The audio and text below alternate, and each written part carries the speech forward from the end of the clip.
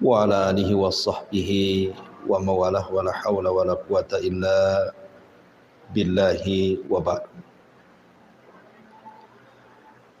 Alhamdulillah, segala puja dan puji hanya milik Allah subhanahu wa ta'ala.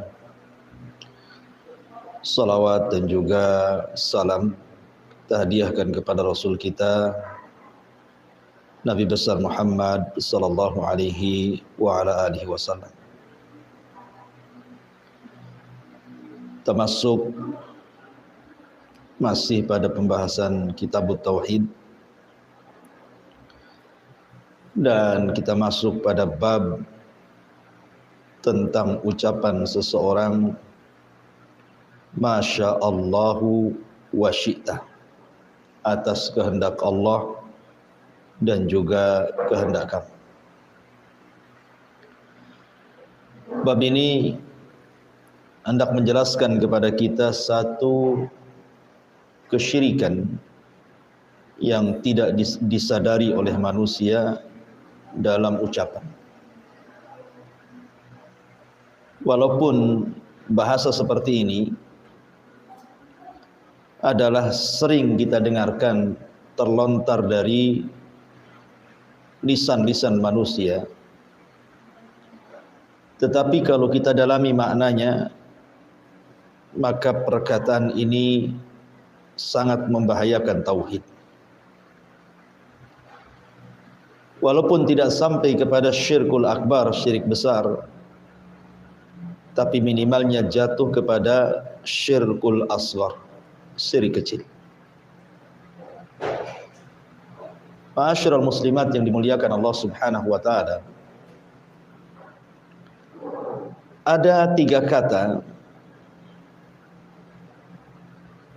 yang disebutkan oleh para ulama. Yang pertama, ucapan seseorang Masya Allah wahdah, atas kehendak Allah semata. Yang kedua, Masya Allahu summa syi'ta, atas kehendak Allah kemudian kehendak kamu. Dan yang ketiga, Masya Allahu wa syi'ta, atas kehendak Allah dan juga kamu. Ma'asyiral muslimat yang dimuliakan Allah subhanahu wa ta'ala, 3 kata ini, yang 2 kata boleh diucapkan, bahkan dianjurkan, tapi yang 1 kata terakhir tidak boleh diucapkan. Ucapan yang pertama, Masya Allah wahdah, atas kehendak Allah saja. Inilah ucapan yang sempurna,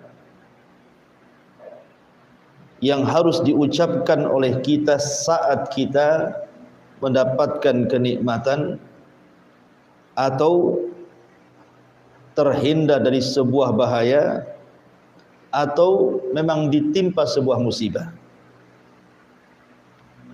Karena segala sesuatu yang terjadi di alam semesta ini tidak lepas dari kehendak Allah subhanahu wa ta'ala. Apakah di atas nikmat ataukah sebaliknya. Makanya di masyarakat itu penting, Bu, menggunakan pilihan kata itu. Karena tidak semua kata-kata itu dibolehkan diucap. Makanya Nabi SAW sampai mengatakan, wa innal abda la yatakallamu bil kalimati la yulki laha balan yahwi sahibuha fi nari jahannam. Terkadang ada seorang hamba mengucapkan satu kalimat yang tanpa sadar ia ucapkan, tetapi dalam kalimat itu terkandung kemurkaan Allah, maka cukup bagi Allah memasukkan orang itu gara-gara kalimat itu ke dalam api jahannam. Jadi yang menyebabkan orang masuk neraka itu tidak mesti dalam bentuk perbuatan, bisa juga dalam bentuk perkataan. Seperti hadis Nabi SAW ketika ditanya soal seorang wanita yang rajin salat malam, rajin puasa sunnah, rajin bersedekah, tetapi lisannya juga rajin menyakiti tetangganya. Maka Nabi SAW mengatakan, la khaira fiha hiya min ahlin nar. Wanita itu tidak memiliki kebaikan, walaupun dia salat malam, walaupun dia puasa sunnah, walaupun dia sedekah, Rasul katakan tidak punya kebaikan. Dan wanita itu lantas, pantas dan masuk neraka. Wanita itu layak dan pantas masuk neraka. Lihat, wanita ini dimasukkan ke neraka lewat lisan Rasul, hiya min ahlin nar. Itu bukan karena berzina, bukan karena mukul, bukan karena membunuh, bukan karena mengambil hak orang lain, tidak. Dia masuk neraka karena lisannya menyakiti tetangganya. Atau contoh yang lain, ada seorang ahli ibadah di zaman Bani Israel yang ia tidak suka dengan temannya yang ahli maksiat. Kemudian dia bersumpah kepada Allah, wallahi illam tatub la yaghfirallahu lak aw la yunjika minan nar. Demi Allah, kalau engkau tidak tobat, maka Allah Subhanahu wa taala tidak akan mengampuni dosa-dosamu dan engkau tidak akan selamat dari neraka. Engkau tidak akan masuk ke dalam surga. Akhirnya kemudian orang yang mengucap kalimat ini Allah masukkan ke neraka. Kenapa? Apa dosanya? Karena walaupun dia ahli ibadah, tapi dia telah mengucapkan kalimat yang melintasi takdir Allah, melampaui takdir Allah, bahwa Allah tidak akan mengampuni orang tersebut, bahwa Allah tidak akan memasukkan ke surga orang tersebut. Sebab ucapan inilah orang yang ahli ibadah ini Allah masukkan ke neraka. Lihat, dia tidak berzina, dia tidak membunuh, dia tidak mengambil hak orang lain, hanya menasihati salah ngomong, Allah masukkan ke neraka. Artinya bahwa pilihan-pilihan kata itu penting di masyarakat. Jangan asal ngomong. Tata dulu kata-kata itu. Kan ada setiap daerah itu kata-kata yang baik kan Bu ya. Ada yang halus, kalau saya orang Sunda itu ada yang halus bahasanya. Ada yang setengah halus, ada yang kasar, ada yang kasar sekali. Kan ada pilihan-pilihan kata. Karena ada dosa-dosa itu yang terlontar dari lisan dan itu fatal akibatnya. Sampai-sampai Mu'ad ibn Jabal radhiyallahu an mengatakan, ya Rasulullah, apakah gara-gara lisan kita dimasukkan ke neraka? Maka Rasul mengatakan, thaqilatka ummuka ya Mu'ad, wa hal yakubbun nas fi nari jahannam illa hasaidu alsinatihim. Celaka engkau wahai Mu'ad. Bukankah kebanyakan manusia masuk neraka itu gara-gara lisan? Maka di sini mu'alif rahimahullahu ta'ala hendak menjelaskan tentang dosa lisan. Salah satunya adalah mengucapkan kalimat masya'allahu wa syi'ta, atas kehendak Allah dan kamu. Harusnya dia ucapkan masya'allahu summa syi'ta, atas kehendak Allah kemudian kamu, atau yang lebih afdolnya katakan masya'allahu wahda, atas kehendak Allah saja.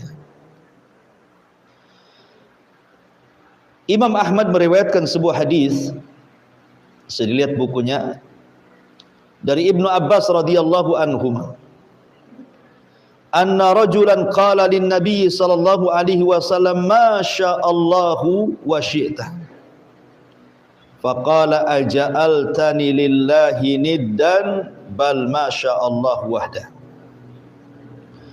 Ada seorang laki-laki berkata kepada Nabi SAW, atas kehendak Allah dan juga kehendakmu. Maka Rasul katakan, apakah engkau akan menjadikan diriku tandingan dengan Allah? Katakan atas kehendak Allah saja, jangan bawa-bawa aku. Begitulah Nabi SAW menegur sahabat ini, padahal kita yakin para sahabat ini adalah orang yang sangat cinta dengan Rasul. Tidak mungkinlah mereka bermaksud menyekutukan Allah dengan nabinya. Sehingga saking cintanya mereka mengatakan ucapan kalimat ini. Tapi Rasul disalahkan. Walaupun mereka sahabat Rasul, walaupun mereka sudah dapat jaminan sorga, tetapi karena kata-kata itu membahayakan tauhid dan akidahnya, Nabi katakan, jangan ucapkan kalimat itu, karena sama saja kau menjadikan aku tandingan dengan Allah Subhanahu wa ta'ala. Ma'asyiral muslimat yang dimuliakan Allah Subhanahu wa ta'ala. Bahkan diriwayatkan oleh Imam Ibnu Majah di dalam sunannya dari sahabat Tufail, saudara seibu Ummul Mukminin Aisyah radhiyallahu anha. Jadi suatu ketika Tufail ini bermimpi. Apa kata dia? Ra'aitu ka'anni ataitu ala nafarin minal yahud. Dalam mimpiku, kata Tufail, seolah-olah aku mendatangi sekelompok orang-orang Yahudi. Qultu, aku katakan kepada mereka orang-orang Yahudi dalam mimpiku itu, innakum la antumul qaum laula annakum taquluna Uzair ibnullah. Aku katakan kepada mereka, kata Tufail, sungguh kalian adalah umat yang paling baik kalau kalian tidak mengatakan Uzair itu putra Allah. Tiba-tiba orang Yahudi ini membantah kepada Tufail dalam mimpinya dan mengatakan, wa innakum la antumul qaum laula annakum taquluna ma syaa Allah wa syaa Muhammad. Begitu juga kalian, wahai Tufail dan umat Islam, kalian tentu akan menjadi umat terbaik kalaulah seandainya kalian tidak mengatakan atas kehendak Allah dan Muhammad. Kemudian Tufail pun pergi. Tiba-tiba dalam mimpinya berjumpa pula dengan orang Nasrani. Kata Tufail, innakum la antumul qaum laula annakum taquluna al-masih ibnullah. Sungguh kalian kaum terbaik kalau seandainya kalian tidak mengatakan Al-Masih Isa ibnu Maryam itu putra Allah. Maka orang Nasrani juga ngomong dan membantah, wa innakum la antumul qaum laula annakum taquluna ma syaa Allah wa syaa Muhammad. Tentu kalian juga, wahai Tufail dan umat Islam, kalian umat terbaik kalau kalian tidak mengucapkan kalimat atas kehendak Allah dan Muhammad. Ketika Tufail terbangun, maka dia datang kepada Nabi SAW menceritakan ini mimpinya berjumpa dengan orang Yahudi dan orang Nasrani. Setelah menceritakan, maka Nabi SAW memuji Allah, kemudian mengumpulkan para sahabatnya, kemudian berceramah di hadapan para sahabatnya dan mengatakan, amma ba'du fa inna Tufailan ra'a ru'yan akhbara biha man akhbarta biha ahadan. Kata Nabi SAW, amma ba'du, adapun setelah itu, fa inna Tufailan ra'a ru'yan, Tufail sudah bermimpi dalam mimpinya, dia akhbara biha man akhbara minkum, mungkin sebagian kalian sudah tahu kabarnya. Wa innakum qultum kalimatan kana yamna'uni kada wa kada, dan kalian sudah mengucapkan satu kalimat yang mencegah diriku begini dan begitu. Kemudian kata Rasulullah, an hakum anha, aku larang kalian jangan mengucapkan kalimat masya Allah wa syaa Muhammad. Walakin qulu, tapi katakanlah masya Allah wahdah, atas kehendak Allah saja. Lihat, Nabi SAW mengucapkan kalimat ini setelah mendapatkan kabar mimpi dari Tufail. Ketika orang Yahudi mengatakan sama juga kalian mengatakan atas kehendak Allah dan Muhammad, enggak usahlah kalian katakan kami mengatakan Uzair itu anak Allah, apa bedanya? Seolah-olah mereka mengatakan seperti itu. Tetapi yang namanya kebenaran tetaplah kebenaran, kalaupun lisan keluar dari lisan orang Yahudi sekalipun. Sama seperti ucapan iblis atau syaitan yang ngomong dengan Abu Hurairah saat menjaga zakat. Kalau engkau ingin selamat dari gangguan setan wahai Abu Hurairah, bacalah ayat kursi. Padahal yang ngajari setan kan. Tetapi Rasul membenarkan dan mengatakan sadaqaka wa huwa kadzub. Setan itu dusta kepadamu walaupun dia sesungguhnya setan itu telah benar menghabarkan kepadamu dalam hal ini walaupun sungguhnya dia seorang pendusta. Maka di sini juga sama. Rasul mengambil ucapan orang Yahudi dalam mimpinya Tufail saat Yahudi mengatakan, sungguh kalian umat yang baik kalaulah kalian tidak mengatakan atas kehendak Allah dan Muhammad. Maka Rasul mengganti kalimat itu, jangan lagi kalian mengucapkan kalimat itu, tapi katakanlah atas kehendak Allah saja. Kalaupun harus ditambah, maka jangan menggunakan kalimat dan, tapi gunakan kalimat kemudian. Atas kehendak Allah kemudian. Begitulah yang benar. Karena kalimat dan ini sama dengan menyerupakan Allah dengan makhluknya. Ma'asyiral muslimat yang dimuliakan Allah Azza wa Jalla. Dari sini penting kita ini untuk menambatkan kehendak-kehendak kita ini kepada kehendak Allah Subhanahu wa taala. Karena gini Bu ya. Ini sebuah faedah saja. Sesuatu yang terjadi di alam semesta ini, sesuatu yang terjadi di alam semesta ini tidak mungkin tidak kecuali karena Allah yang berkehendak. Dan kehendak Allah Subhanahu wa taala tidak mungkin terhalang oleh kehendak siapapun. Tidak ada makhluk selain Allah yang mampu mencegah kehendak Allah. Kalau Allah berkehendak pasti terjadi. Tidak pula orang-orang yang di luar atau makhluk-makhluk selain daripada Allah Subhanahu wa taala kemudian melarang agar tidak terjadi apa yang Allah kehendaki ataupun mencegah apa yang Allah tidak kehendaki.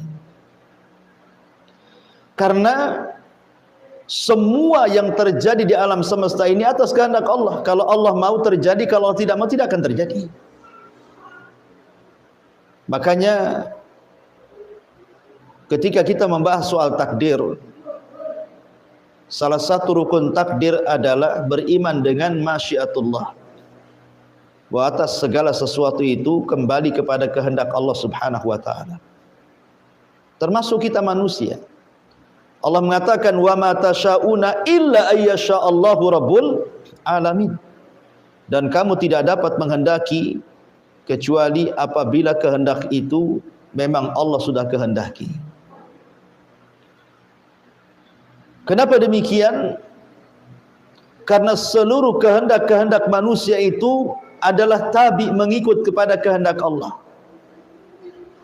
Dan kehendak manusia itu hanya sebagai sebab untuk mewujudkan kehendak Allah. Seperti umpamanya seseorang ingin punya keturunan, kemudian dia menikah. Setelah menikah tidak juga diberikan keturunan. Ya, karena ada orang yang tidak dikehendaki oleh Allah mendapatkan keturunan walaupun sudah mencari sebab. Tapi ada juga yang tidak menikah, dia berzina, naudzubillah. Hamil pula dia. Itulah kehendak Allah. Padahal orang yang berzina itu kebanyakan tidak berkehendak punya anak. Dan orang yang menikah itu kebanyakan berkehendak punya anak kan Bu. Tetapi apa yang manusia kehendaki, terhendak itu kembali kepada kehendak Allah. Makanya Allah mengatakan dalam Al-Quran, "Lau syaa rabbuk la ja'alan nas ummatan wahidatan wa la yazaluna mukhtalifin." Kalau Allah berkehendak, Allah jadikan umat ini yang satu. Tidak mungkin ada perselisihan satu dengan yang lainnya. Tidak mungkin ada agama-agama, ada madhab-madhab. Kalau Allah mau. Tetapi wa la yazaluna mukhtalifin. Tetap saja mereka berselisih. Berselisihnya manusia itu juga atas kehendak Allah juga sebenarnya. Tetapi perlu ibu ketahui bahwa kehendak Allah itu kan ada dua. Ada kehendak yang disebut dengan al-kauni, ada kehendak yang disebut dengan syar'i.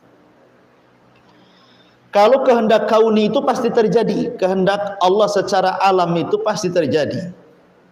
Seperti, dan ini tidak ada campur tangan kehendak manusia dengan kehendak Allah dalam bagian yang pertama ini, yang disebut dengan iradatul kaun, kehendak kaun, kehendak alam ini.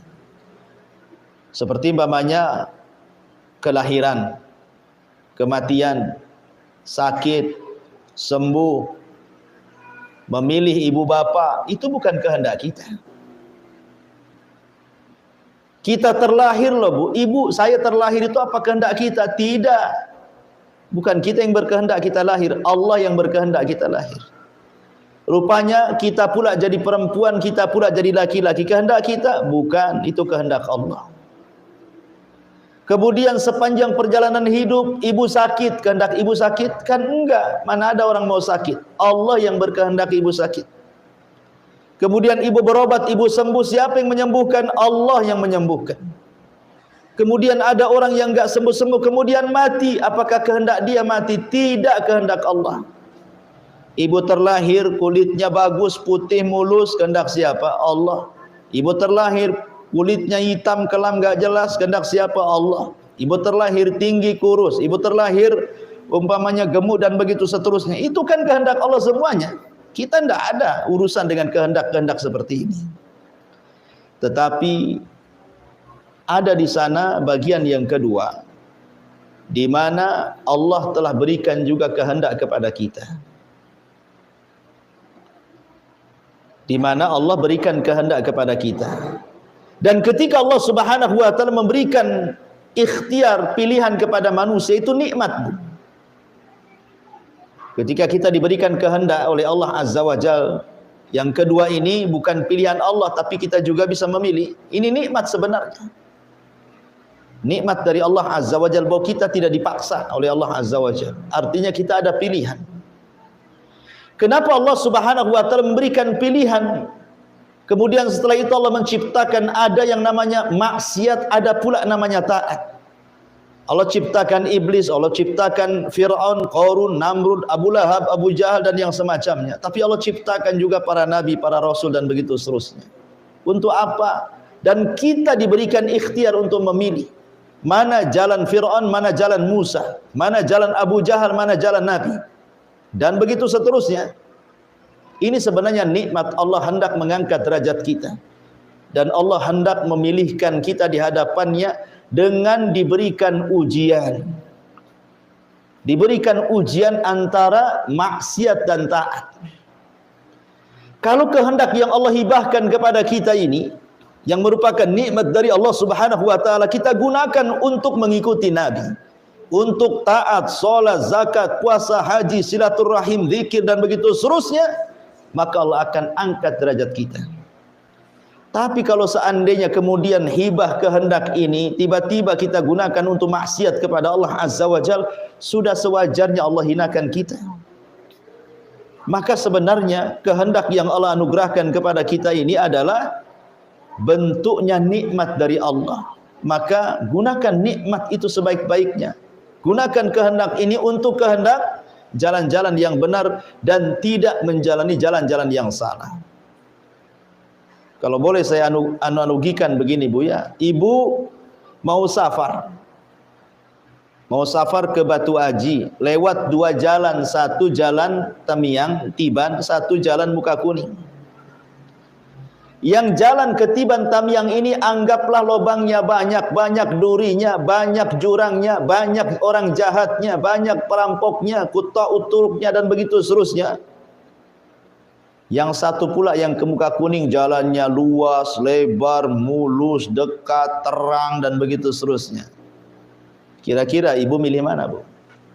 Ya pastilah milih yang baik jalannya, yang luas jalannya, yang terang jalannya, yang lebih dekat jalannya, dibandingkan jalan yang jauh, banyak tebing, banyak terjal, banyak beling, banyak rampok, banyak ini. Tidak mungkinlah kita ke situ. Lah sama halnya juga ketika kita diberikan jalan, ini loh masuk ke sorga. Kalau nanti di sorga itu nikmat, banyak kenikmatan yang tidak bisa dilihat mata, didengar telinga terlintas pun tidak bisa.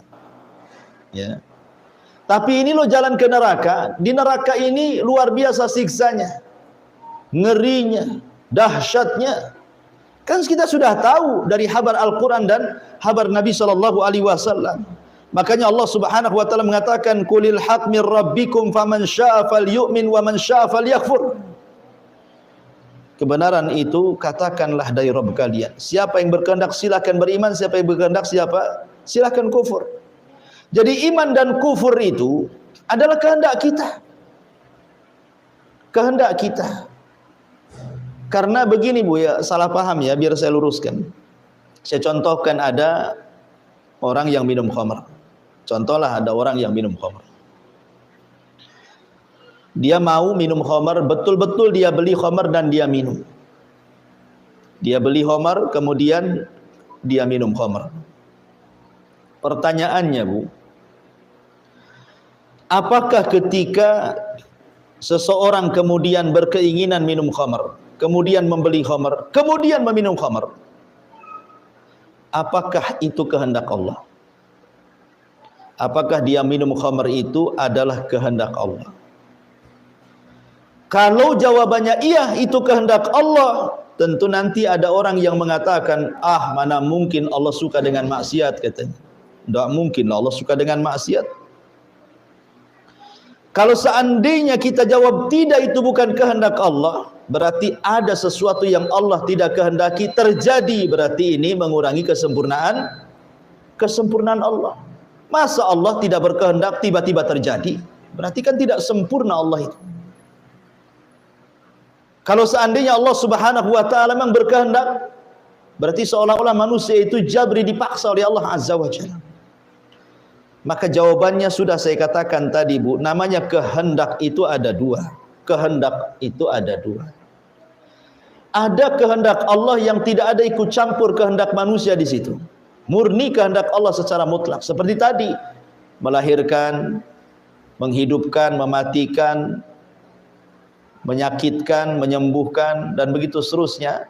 Itu semua kehendak Allah mutlak. Kita tidak ada urusan di situ. Makanya jangan pernah mencela ciptaan Allah Subhanahu wa taala. Tapi ada yang kehendak itu dibagi. Allah punya kehendak, kemudian Allah bagi kehendaknya kepada manusia sebagai bentuk hibah. Menunjukkan manusia tidak dipaksa oleh Allah. Manusia itu punya kehendak sendiri, tetapi kehendaknya tabi'atun wasababiyatun. Kehendaknya tabi, mengikut kehendak Allah, dan kehendaknya sababiyah. Sababiyah itu artinya hanya mencari sebab supaya keinginan kita terwujud sesuai dengan keinginan Allah Azza wa Jalla. Seperti contohnya tadi, pengen kaya kerja. Kehendak kita pengen kaya kan Bu. Kemudian kita kerja, pengen kerja. Tapi apakah setiap orang yang bekerja kaya? Tidak juga kan. Ada yang Allah berikan kekayaan, ada yang Allah tahan kekayaannya. Termasuk juga orang yang bermaksiat kepada Allah Azza wa Jalla. Orang yang minum khamar tadi. Orang yang minum khamar itu atas kehendaknya, bukan atas kehendak Allah Subhanahu wa taala. Memang Allah ciptakan khamar, dan Allah Subhanahu wa taala larang habis itu jangan minum khamar. Kemudian setelah itu Allah berikan kehendak kita untuk menjauh dan mendekat khamar. Memilih pula kita ini yang mendekat khamar dan bukan memilih kehendak yang menjauhinya. Lalu Allah disalahkan? Ya tidak bisa Allah disalahkan, kita yang salah. Ya. Jadi ma'asyiral muslimat yang dimuliakan Allah Azza wa Jalla, ini yang harus dipahami soal masalah masyiatullah. Karena begini, tadi saya katakan di awal bahwa semua terjadi di alam semesta ini tidak lain dan bukan kecuali karena kehendak Allah Subhanahu wa taala. Saya contohkan Bu, sebuah kisah. Dahulu di zaman Bani Israel ada terjadi pembunuhan. Orang kaya dibunuh. Kemudian Bani Israel ini nuntut siapalah pembunuh orang kaya ini, karena dia tokoh masalahnya. Datang kepada Nabi Musa. Ya Musa, ada pembunuhan, yang mati orang kaya, tolong singkap yang bunuh siapa. Kata Musa, tunggu sampai aku berdoa dan bermunajat kepada Allah Azza wa Jalla. Maka Musa pun berdoa bermunajat kepada Allah minta siapa pembunuhnya. Akhirnya Allah Subhanahu wa taala firmankan dalam surah Al-Baqarah, "Innallaha ya'murukum an tadhbahu baqarah." Kemudian Allah pun perintahkan Musa agar Bani Israel menyembelih baqarah, sapi. Sapinya ada, bukan tidak ada, Bu. Sapi itu banyak. Tapi karena Bani Israel ini banyak tanya, macam mana sapinya, macam mana warnanya, sudahkah dipekerjakan, tidak, dan begitu seterusnya, mempersulit diri. Akhirnya sapi yang mudah dicari, susah pula dia mencarinya. Tapi endingnya Bani Israel mengatakan, kalau seandainya Allah berkehendak, tentu kami akan dapat hidayah. Insyaallahu minal wa inna insyaallahu minal muhtadin. Kata Bani Israel, wa inna insyaallah, dan jika Allah berkehendak, tentu kami termasuk orang-orang yang dapat petunjuk mencari sapi itu. Karena Bani Israel sudah mengait-ngaitkan kehendak Allah atas kehendak Allah, mengucapkan insyaallah, maka keinginan mereka baru terjadi. Itu pun dengan susah payah, harus membeli seekor sapi betina dengan harga seberat gulungan kulit sapi betina itu kalau dikuliti. Coba, ini menunjukkan bahwa segala sesuatu yang terjadi itu atas kehendak Allah, bukan kehendak kita. Kalau Allah berkehendak, sapi itu mereka tidak akan sembelih. Tapi karena mereka sudah menambatkan yakin bahwa semua atas kehendak Allah Azza wa Jal, baru Allah kabulkan mereka. Akhirnya mereka pun dapat sapinya walaupun dengan susah payah. Ini contoh yang pertama. Contoh yang kedua, Ya'juj wa Ma'juj yang pernah dipenjarakan Dzulqarnain tidak bisa keluar dari dinding Dzulqarnain itu. Pada setiap hari dia korek lubang loh untuk keluar dari dinding. Setiap mereka lelah letih bekerja mengorek lubang, mereka balik lagi ke rumahnya. Besoknya lagi datang, lubang itu sudah tertutup. Begitu setiap hari. Tapi mereka tidak lelah untuk keluar dari benteng itu. Tetapi di akhir zaman Allah ilhamkan tuh kepala Ya'juj dan Ma'juj dan mengatakan, nahfiru ghadan insyaallah. Besoklah kita insyaallah kita kerjakan lagi. Akhirnya ketika bosnya Ya'juj dan Ma'juj mengucapkan insyaallah, semua atas kehendak Allah, jebol tembok itu dan menjadi satu di antara tanda-tanda kiamat besar. Artinya kalau orang itu yakin bahwa tidak ada yang terjadi di alam semesta ini kecuali karena kehendak Allah, walaupun dia kafir, Allah kabulkan. Ya'juj dan Ma'juj itu kan jelas-jelas kafir, perusak bumi, tapi Allah kabulkan. Tapi walaupun sehebat apapun ibadah ibu, sehebat apapun solat ibu, sehebat apapun puasa ibu, sehebat apapun zikir Quran ibu, kalau tidak menggantungkan kehendak Allah, maka tidak mungkin terjadi. Karena sesuatu kalau Allah berkehendak terjadi, kalau tidak berkehendak tidak akan terjadi. Dan itu dialami Nabi. Ketika Nabi SAW diberikan soalan, kemudian dia lupa membaca insyaallah, akhirnya soalan itu sulit dijawab. Kalau bukan karena kehendak Allah, Rasul tidak akan mampu menjawab soalan itu. Boleh jadi semakin dahsyat pendustaan orang-orang Quraisy kepada Rasul SAW. Maka dari sini Bu, penting seseorang itu mengait-ngaitkan dengan kehendak Allah. Seperti umpamanya, ibu nih baru bangun rumah nih, ya, bangun rumah cantik-cantik, beli kebun lebar-lebar, ditanami mangga, ditanami durian, ditanami macam-macam gitu ya, baru beri kendaraan bagus, grass langsung dari dealernya, bagus, cantik gitu kan. Maka jangan lupa Bu, katakan dua perkara. Pertama, katakan Masya Allahu la quwata illa billah. Yang kedua, katakan Masya Allahu tabarakallah.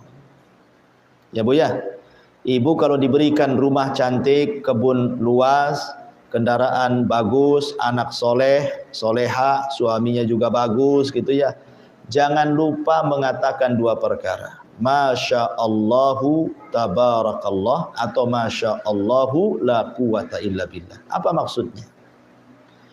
Kalau ucapan Masya Allahu Tabarakallah, atas kehendak Allah semoga Allah berkahi, ini untuk melindungi nikmat yang Allah anugerahkan kepada kita dari mata-mata orang hasad. Di sekeliling ibu itu banyak orang hasad loh Bu. Entah rumah depan, rumah belakang, samping kiri, samping kanan, yang jauh, yang dekat, yang satu profesi, yang satu pekerjaan, yang satu pengajian, begitu seterusnya. Namanya mata-mata hasad itu ada Bu, tidak mungkin tidak ada. Lah supaya kekayaan dan kenikmatan yang Allah anugerahkan kepada kita tidak dimakan oleh mata-mata hasad yang bisa menghancurkan nikmat, maka rajin-rajinlah ibu membaca Masya Allahu Tabarakallah. Lihat rumah yang cantik, Masya Allah Tabarakallah. Lihat mobil yang bagus, Masya Allah Tabarakallah. Lihat anak yang soleh dan soleha, Masya Allah Tabarakallah. Lihat suami yang taat kepada Allah, bertanggung jawab, katakan Masya Allah Tabarakallah. Ibu punya kebun isinya pohon mangga, pohon durian, macam-macam pohon di situ. Maka setiap ibu masuk, ibu katakan Masya Allah Tabarakallah, supaya tidak dihasadi itu pohon-pohonnya, nanti tak berbuah pula. Adapun ucapan Masya Allah la quwata illa billah, Masya Allah la quwata illa billah, ini supaya kita tidak sombong, merasa mentang-mentang baru punya rumah, baru punya mobil, baru beli tanah, baru punya uang sekian M, udah sombong gitu kan. Karena kesombongan itu juga bisa menghilangkan nikmat. Makanya kalau kita punya barang-barang yang indah, yang bagus, yang cantik, katakan Masya Allah la quwata illa billah, supaya tidak hilang barangnya, rumahnya, motornya tidak rusak, mobilnya tidak rusak, anaknya tidak sakit, kebunnya berbuah terus, dan begitu seterusnya. Jadi kalau Masya Allah Tabarakallah untuk menghalangi mata-mata hasad, kalau Masya Allah la quwata illa billah untuk supaya kita tidak sombong, supaya harta kita tetap. Jangan gara-gara harta kita melampaui batas. Inilah di sini faedah daripada bab ini, Masya Allahu wa syi'ta. Taib. Sebelum saya tutup, silakan mungkin ibu ada yang bertanya, tafadhali.